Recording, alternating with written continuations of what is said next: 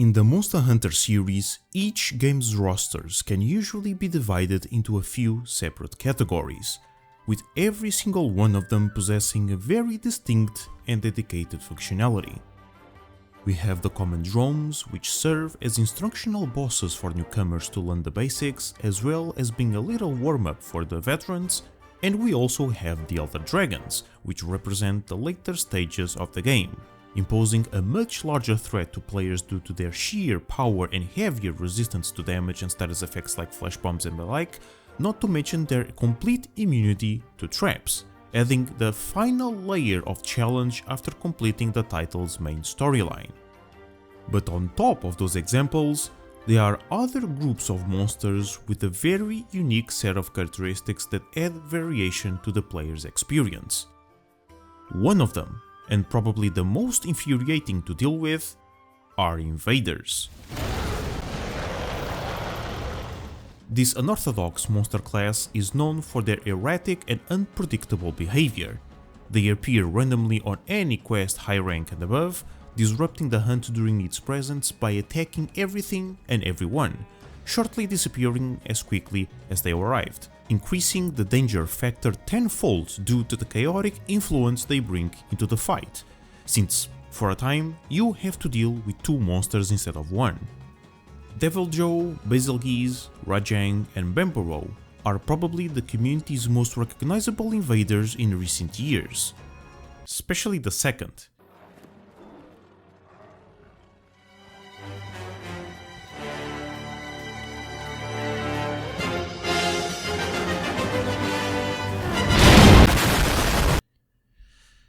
Oh boy. However, there is yet another category that changes how the game is played in a much deeper degree. This special group of bosses offer a hunt a lot more focused on its spectacle than mechanical execution, often demanding more teamwork and strategy rather than the mastery over your weapon. Being few and far between, but iconic, for better or for worse, on the games they belong to, these are the Siege Monsters.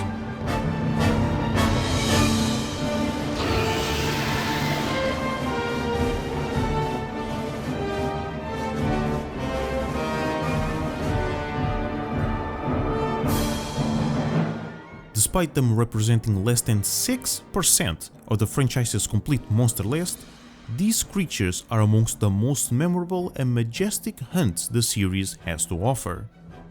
But, unlike the other aforementioned groups, Siege Monsters are a lot less cohesive when it comes to their design characteristics. It is very difficult to determine specifically what they are mechanically. Some share a set of systems that we perceive as being a siege hunt, but others don't have them and we still consider them as a siege monster. For example, Lao Shanlong, Shen Garan, and Zora Magdaros function practically the same way. All three slowly move towards a large structure with the intention of demolishing it.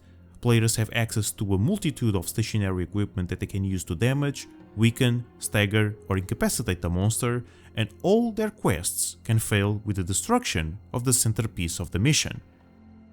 These formulaic and somewhat scripted aspects of these hunts are what we commonly categorized as sieges. But Delamadur and Sidious, on the other hand, don't work in this way at all, and yet they are also considered siege monsters. Same thing with Yamatsukami, Gogmazios, Nakarkos, Safi'jiiva, and a few others. The only thing absolutely all of them have in common is their colossal size. Every single one by far surpasses the volume and mass of any other monster on the roster. Their enormous stature and gigantic proportion are not only part of the hunt's challenge, but also part of its appeal in the first place. Being this large is a focal component of their design, and that allows developers to create more unique and exotic fights. Altalka's transformation, per se, is a very good example of such.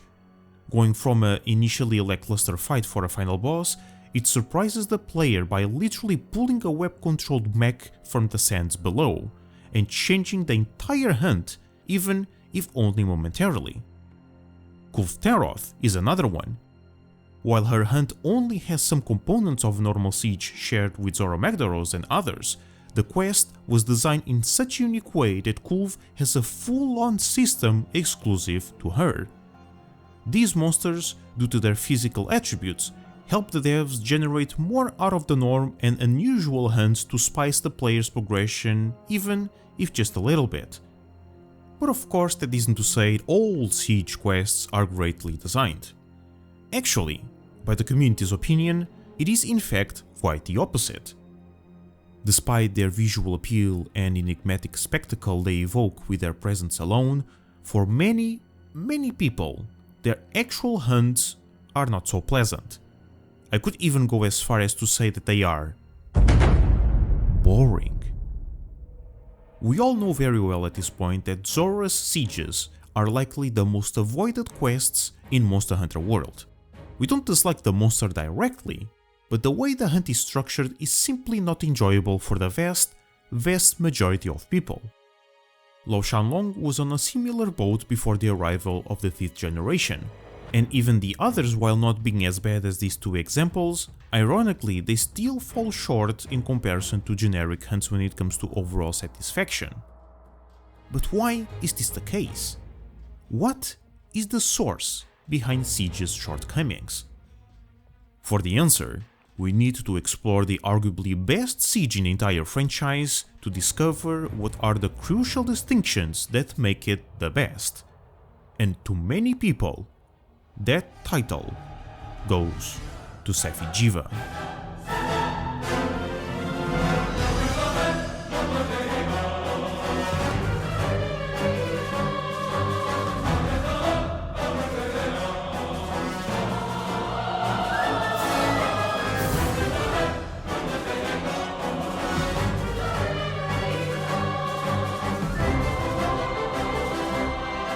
Unlike many monsters under this category, Sephi's quest functions a lot more towards traditional hunt while also taking aspects of other popular sieges like Kultoroth and Elmadur to improve the monster's overall siege experience. The quest itself is pretty simple. Your main objective is to defeat Sephi. That's it. There are no external factors going on. Nothing to defend, no siege equipment, nothing. Just you, your team, and a monster. The actual action of the hunt is just like any other. You hit Sephi, and Sephi hits back. This is the first and major aspect that makes this particular quest better than most under this classification. In this case, Jiva is not a wall of meat, very slowly dragging itself into a predetermined location while mostly ignoring the hunters. No. Here, the dragon has its full attention on you and your team, completely focused in fighting you.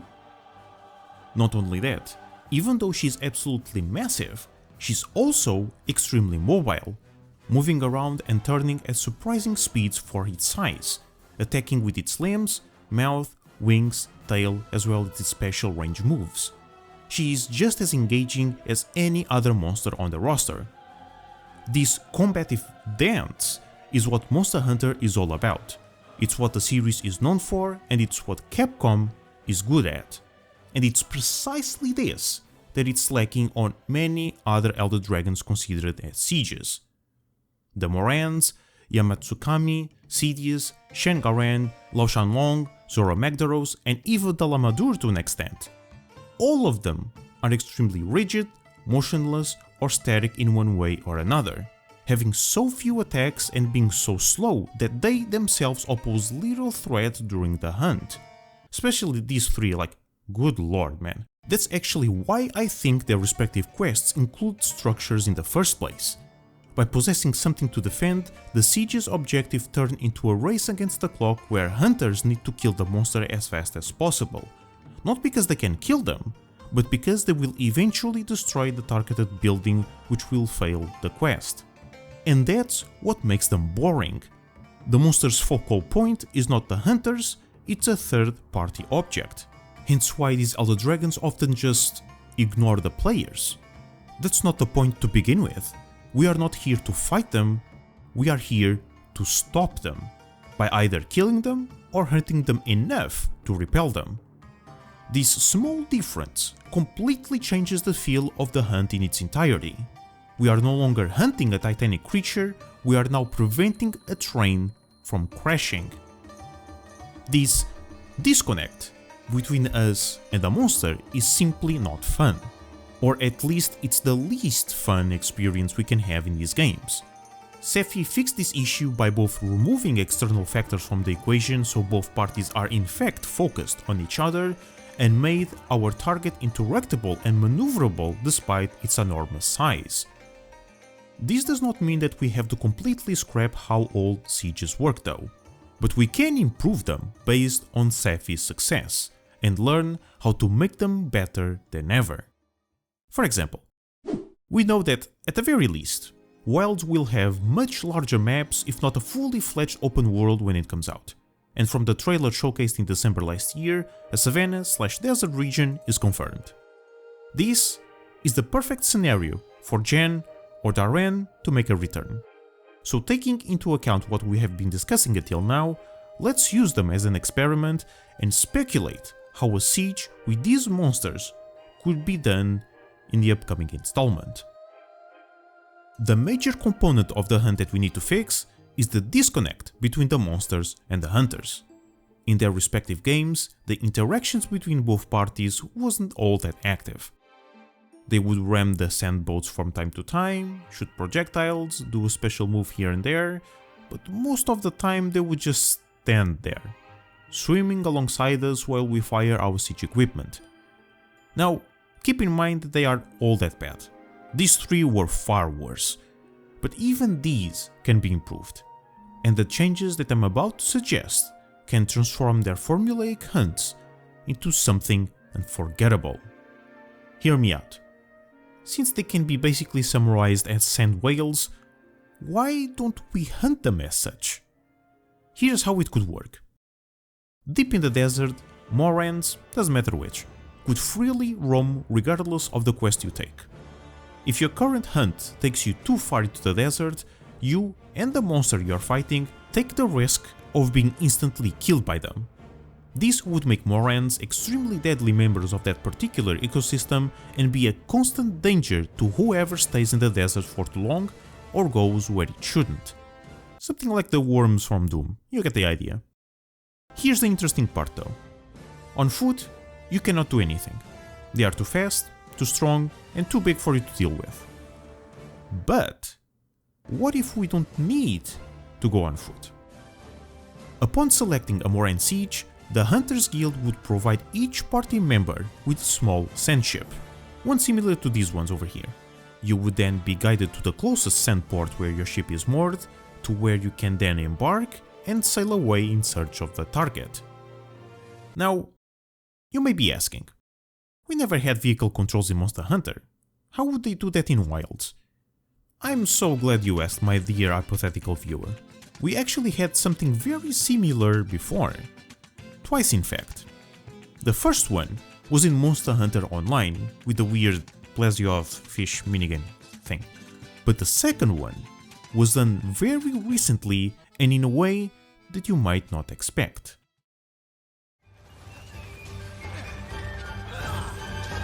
Let's do this! This is gonna be good! Remember this? Even though it's not machines but rather us riding a living creature, Wyvern riding controls fit perfectly for how a sand ship could maneuver in the desert. Even better yet, this system was made in Rise in Capcom's RE engine, the same engine Wilds is using. They can literally copy-paste this system, make a few tweaks, switch the models, and bam, a fully functional ship. But even with that out of the way, how would the siege itself work exactly? Here's my suggestion. Upon sailing and fighting Moran, your objective would be to slay it. However, it wouldn't be as straightforward as it sounds. Taking notes from Safi'jiiva, the siege could be divided into phases, each phase getting Moran closer to death but also making it stronger and faster. Each player's action would reward them with points that accumulate throughout the levels. breaking body parts, staggering it, and do other miscellaneous actions, all would contribute to the total amount of points. Once Moraine is finally defeated, players would be rewarded with the monster's body parts and other special items depending on the amount of points collected throughout the entire siege. This worked very well in Worlds, and I personally believe it would fit Wilds just as much. The way the hunt goes, however, that's where things get interesting. Since now our ships are no longer static and we can actually maneuver and control them at will, this would allow the developers to create and add more moves and abilities to these two monsters in order to improve the siege's interactability factor. Moraine would continuously try to catch one of the boats, each hit permanently damaging the ship, and once its HP reaches 0, the ship is destroyed and cannot be replaced. The owner wouldn't instantly die though. They can freely walk on the sand and potentially even embark one of its colleagues' ship, but remember, on foot, these monsters are deadly. One hit and you're out. If the team faints 3 times or all the team's ships are destroyed, you fail the quest. Each player can navigate and shoot at the same time, however, other players can use the equipment independently if on board. If a specific threshold is reached, Moraine would be staggered, making it unable to attack for a period of time. During this stage, hunters can use their ballistas and shoot in specific spots to bind their ships to the monster without risking being damaged. Once the ship is attached to the monster, players can freely disembark and climb the beast to mine rare minerals, a similar activity present in the 3rd and 4th generation games. This was just an example of how Capcom could alter the old sieges and make them not just better versions of themselves, but take it a step further and turn them into unique but actual fun and engaging hunts, the same way they did with Kulve and Sephi years ago.